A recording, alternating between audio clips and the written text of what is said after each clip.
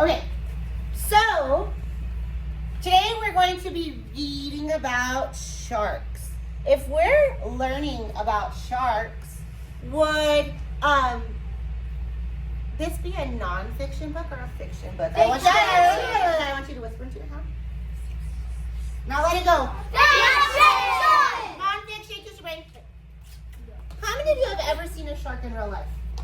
Maybe you've gone to SeaWorld or to an aquarium and you've seen the shark in the tunnel. Yeah, I went swimming with sharks. Okay, put your hand down. Now, where do sharks live? I want you to whisper to your neighbor.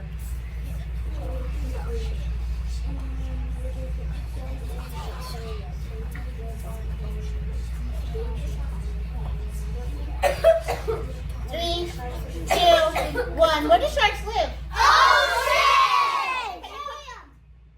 And an aquarium too, yeah. Can you put your hand on your head if you've ever been to the ocean? I've been to Can you put your finger on your nose if you've ever been to an aquarium? Okay, so yeah. Yep, they have aquariums in Phoenix, you're right, yes.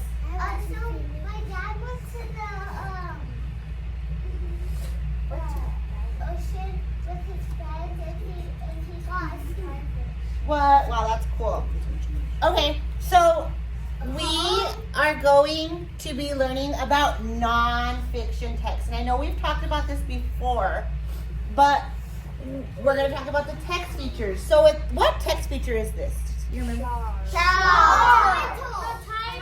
title. Okay, so we're going to read the book called Sharks, and it's a National Geographic book, and it's written by Anne Schreiber. And like you guys said, this is a nonfiction book, so it's going to have a lot of real pictures and real information, okay? So I have to just tap. This is the table of contents, and the table of contents, like we've talked about before, is a guide that gives us information to help us be able to find something really quickly. So by looking at this page, if I wanted to find out where I could find information about shark pups, what page would I start at, Nevaeh? Page 11 through 11. No, 11. No, 8 through 11. 8 through 11. So I would start at page 8, right? I could just flip right through to page 8. If I knew that I just wanted to learn about shark pups, I could skip chomp, I could skip pups grow up, and I could go straight to page 8. And that's how we would learn. So the table of contents has different titles, and this is the text feature. So I'm going to read to you, okay? Chomp! What is quick? What is quiet? What has 5 rows of teeth? What glides through the water? Chomp! It's a shark! Sharks live in all of the Earth's oceans. They have been here for a long time. Sharks were here before the dinosaurs. Wow. And this picture says it's an oceanic white-tipped shark. I remember doing Yeah. Those are one of the teeth that they grow for like Forever. forever. Yeah. And then they're teeth. Right. And this is called a label. So this is labeling the picture, telling us more information. Word bites. Oh, so this has a vocabulary word. This is a bold word. And it gives us more information saying that it's an important word. Does anybody know what cartilage is? What is it, Adeline? Cartilage. Uh-huh. Oh, I was just raising my hand to tell you something. Oh, we're not raising our hand to tell something. Oh, man. Okay. So I want you to put your finger on the tip of your nose, and I want you to wiggle it around. You feel how it's kind of soft, and it moves around, or feel the top of your ear right here, and move it, and feel that it's kind of soft? Yeah. That is cartilage. So cartilage is light, strong, and rubbery. The tip of your nose is cartilage, and you can feel how soft it is. A shark is a fish, but a shark is not like other fish. Sharks do not have bones. They have soft cartilage instead. So instead of having hard skeletons, they have skeletons made out of cartilage. Cartilage helps sharks twist and turn. Cartilage helps sharks move and bend. Hand down real quick, okay? Shark tail fins are larger on top. This helps them move through the water better, and you can see the arrows pointing to the shark's top fin. Hold on, Steven. And if a shark loses a tooth, a new one moves forward to take its place. You can see the arrows pointing to what? Teeth. The shark's teeth, yeah. What does that one do? Shark skin feels bumpy and rough. It is hard like sandpaper. It protects sharks and helps them swim faster. Shark pups. So this is called a heading. And a heading starts at the beginning of a page and it tells us what that page is going to be about. Yes, Steven. Now that shark will get a hammerhead. That was a hammerhead shark. It said that. Hold on, down, guys. Shark babies are called pups. Some pups grow inside their mothers. Other pups hatch from eggs. Lemon shark pups grow inside their mothers. The lemon shark mother goes to shallow water to give birth. The pups stay near the shallow water until they are grown. These fish are called remoras. So these are the fish on top. They hang around sharks and eat their leftovers. And these are lemon shark pups right here, and that's the lemon shark mama. Swell shark pups hatch from eggs. The mother sharks lay the eggs in hard cases. People call the case a mermaid's purse. Hold on, Anna. Swell shark mothers lay up to 5 egg cases at a time. In 9 months, the swell shark pups are born. This is a picture of a pup coming out of its egg case. Can you see the pup right here? It's kind of camouflage. See it kind of hiding? Oh, yeah. And so this is what it looks like, and they call that a mermaid's purse. Yes, Judy? So, some sharks, when they're like little, they look like fish. Yep, you're right. They do look like fish. How can pictures help us when we're reading a nonfiction text? I want you to talk about it with your neighbor for 15 seconds.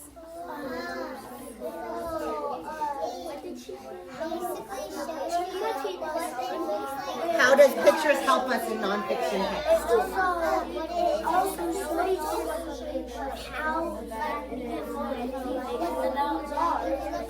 Five, 4, 3, 2, 1. Come back to me. Very good. Tuff, what did you and Nevaeh talk about? So how pictures in non-fiction books help their readers is instead of the books just telling them about the things, they show pictures so you know what it looks like. Right. So if I told you that some pups, some shark babies are hatched from a case called a mermaid purse. What? Would you picture this? Is that what you would see in your mind? No. No way. So this picture really helps us understand better of what we're talking about, and that's what pictures do, and that's how pictures are a nonfiction text So feature. they call that Mermaid's purse, yes. Pups grow up. When shark pups grow up, they are awesome predators. Oh, that's a big word. Can you think about what predators means? Does anybody know what predators means? I know. Naya, what does predator mean? When they grow up, they're like trying to protect themselves. Think they protect themselves? Other sharks. Maybe, yeah. Truman? They are like predators, mean that they eat other things instead of eating like hard surfaces, like some other things, like giant snails from Africa. They eat real fish that swim in the ocean. They eat them so they could grow and grow and eat larger things. Right. So they could survive and not die from hunger. Exactly. So predators are actually, for a short term, is hunters. So predators kill to eat, kind of like what Truman said. Okay? Yes. Why is it killing those sharks to eat the birds called a no shark? I don't know. Because you save them. Yeah, I don't know. Calm down real quick. When shark pups grow up, they are awesome predators. They have many ways to sense their prey. Did you know a shark can smell blood from miles away? It can smell 1 drop of blood in 25 million drops of ocean. Thumbs up if you knew that. No? No, kind of. Hold on. So here's more bold words. Predators, animals that eat other animals. Prey, animals that are eaten by other animals. Sharks can see better than humans can.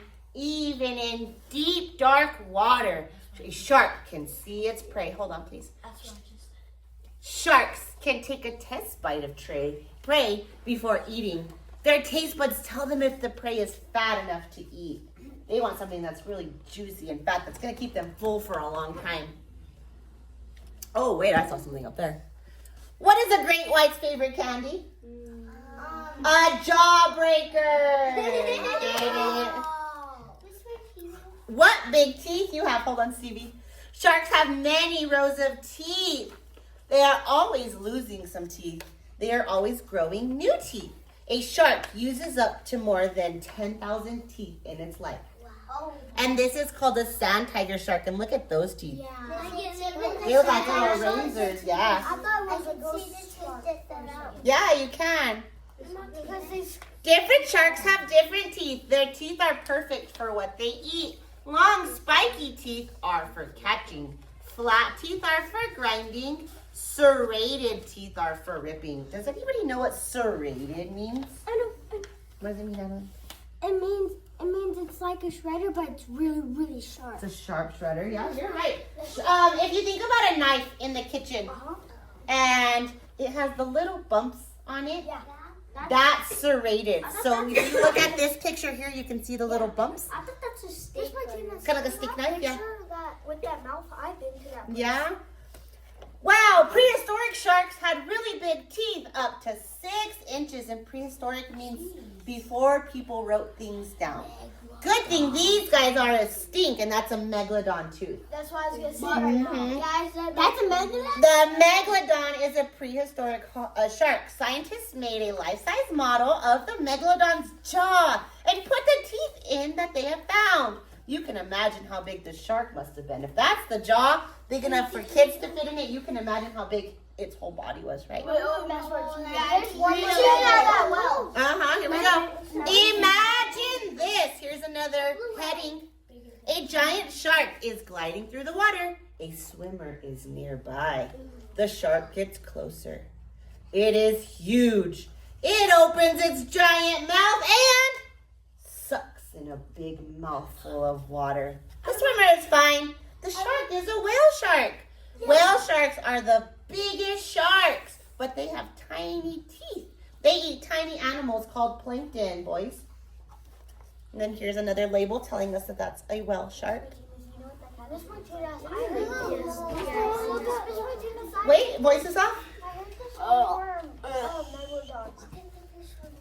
Blue ribbon sharks. This heading is called blue ribbon sharks. Can you think about the information, what this page might be about? Oh, I know. What do you think? I want you to look at it. Don't read it, just look. And based off of blue ribbon sharks and these little ribbons here, what could you guess, Trayson? They're like in competition. Competition, maybe? Competition sharks? Let's find out. There are about 375 different types of sharks. The weirdest shark got first place for being a hammerhead shark. A hammerhead shark has a head shaped like a giant like a giant hammer. Its white head is for hunting. Smallest first place animal was the spined pygmy shark. The spined pygmy shark is about 8 inches long. It has a glow-in-the-dark belly. Ew. The creepiest first place winner, thank you, is the great white shark. How many of you ever seen the movie Jaws?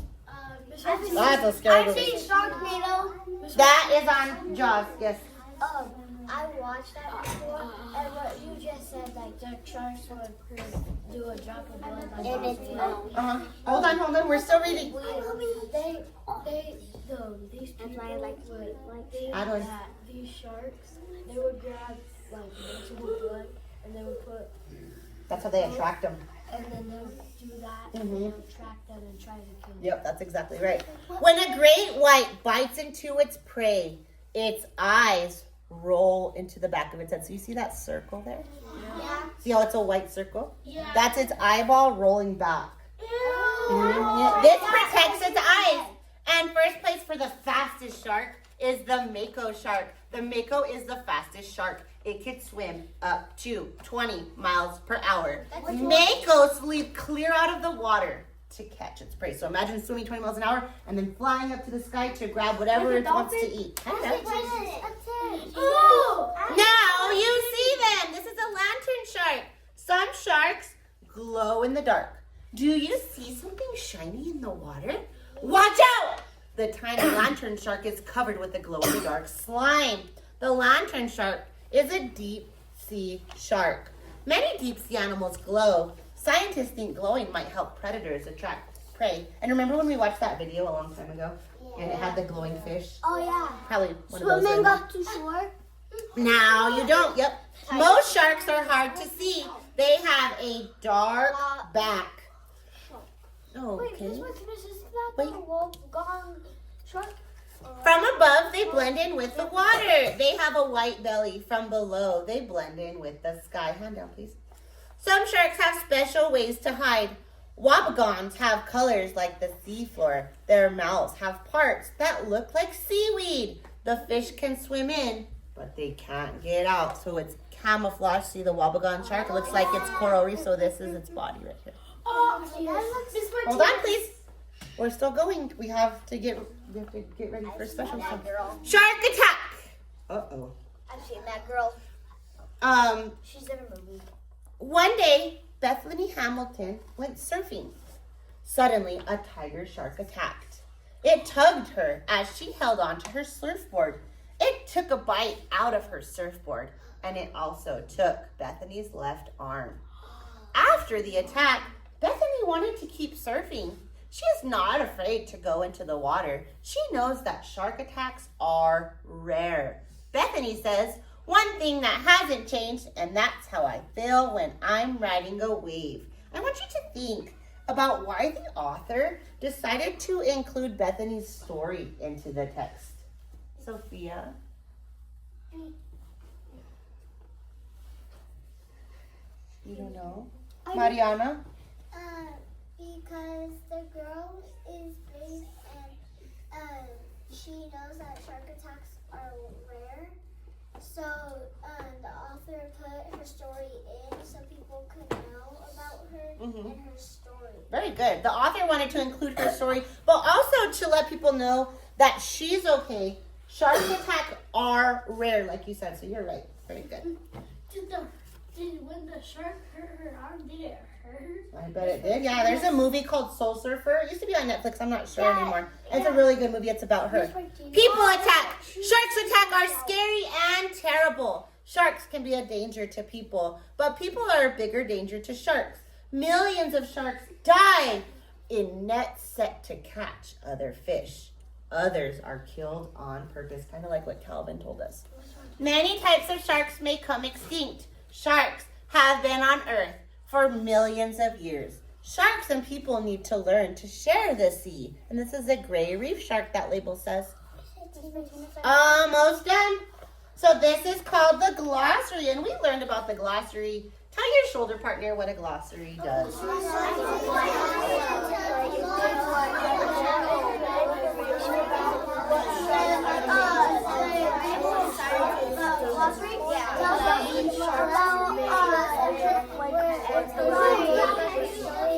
Five, 4, 3, 2, 1, 0. Lacey, can you tell me what a glossary is? It's like what page you want to go to when you're reading the book. That's the index. What does the glossary tell us, Steven? So if you get some pages, the glossary is going to have pages, so you can look at the pages that you can. Nope, not exactly, Calvin. It shows you more information about what the story is about. Kind of, Uriah. It tells you which word, what it means when it's bold. Yes, it tells you more information about the bold words. Remember I said those bold words are important, but they're also big vocabulary words. And so that just means that we might not understand what they mean. So if we didn't understand what prehistoric meant, we could go to the glossary. They're in alphabetical order, so we would go to the PREH. There it is. And prehistoric is a time before people wrote things down. So it gives us more information about the bold words. And we are finished with the book. No. 29 minutes. Can I have everyone go to their tables, please? Just do one more. Where's the quiz? We're not gonna take the quiz. Before we read Jason, that is going on my class. there was before the brochure there was a joke. No.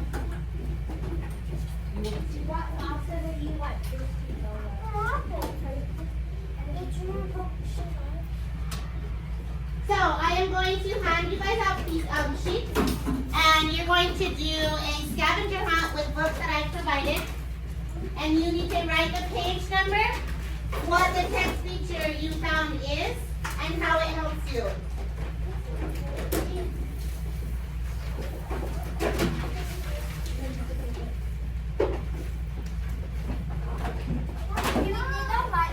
No, I'm going to give you the books. So you're working together with your table group? Yes.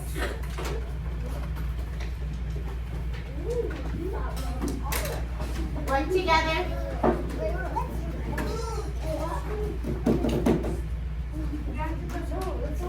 And if you need help, raise your hand.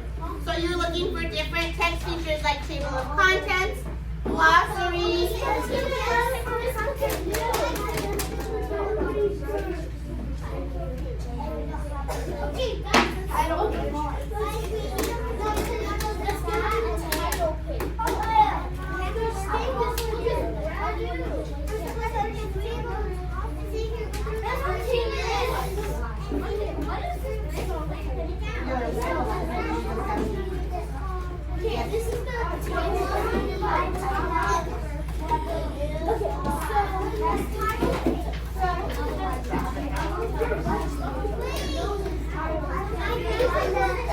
What is it? What is it now? So this is the title.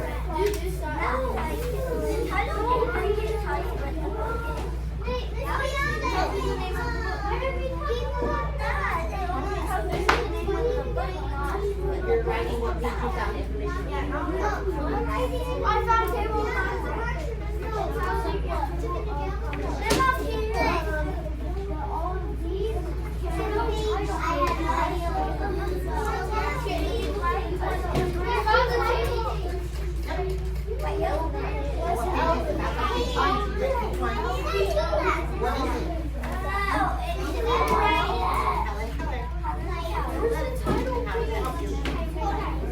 Oh yeah, right here.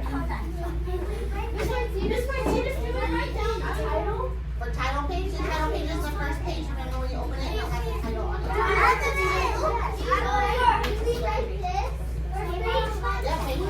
page one.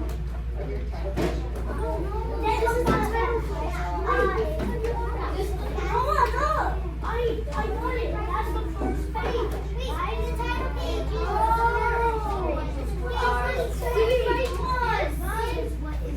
Page, that's page one, right? What tells you the name of the book?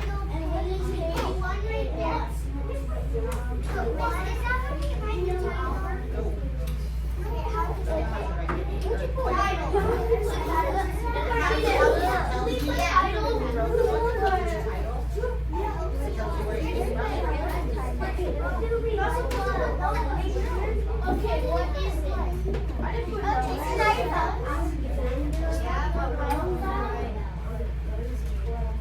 Alexander.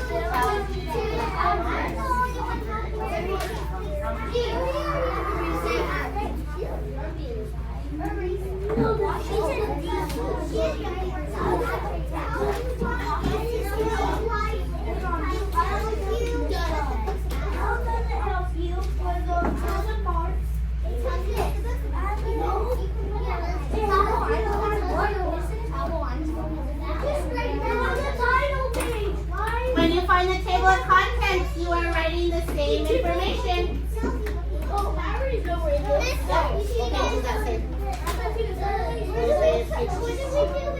Page 2. No, we actually take page 3. How does it help you? Page 1. How does it help you? Let him help. How does it help you?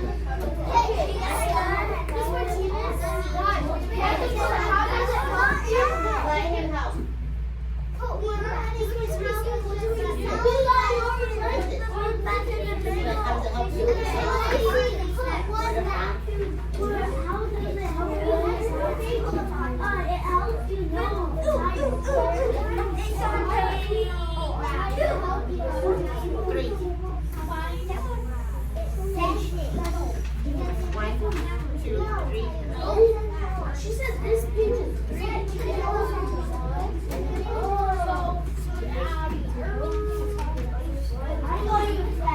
The table content. You should know that.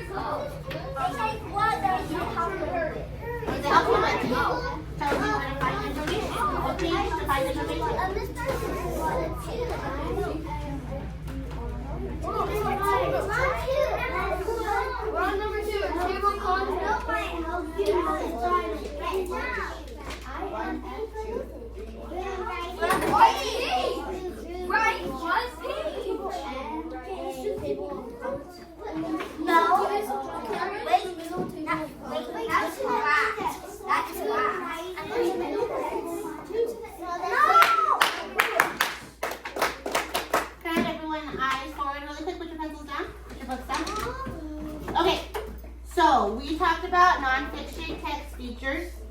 Can anyone, actually I want you to whisper in your hand one nonfiction text feature that we know about.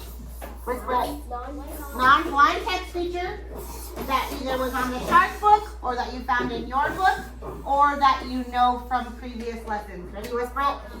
1, 2, 3, let it go. Wow! Table content, thank you, Adeline. What else? Context, thank you.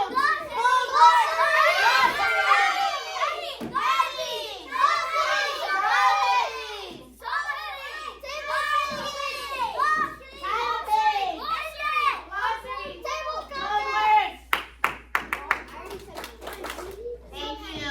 So it would be title page, table of contents, Mariana, heading, subheading, bold word, index, glossary, all the good things, okay? And what does that do?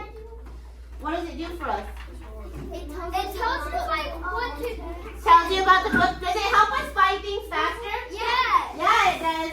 Okay, so on a scale from 1 to 5, 5 being how confident you are, 1 being not confident, and 3 being, yeah, I think I know this. Show me your fingers. You haven't done this? We did this already. So. Oh no, I was using the restroom while You're right. I asked, how confident are you using text features? Okay, very good. Okay. Cool, thank you. Okay.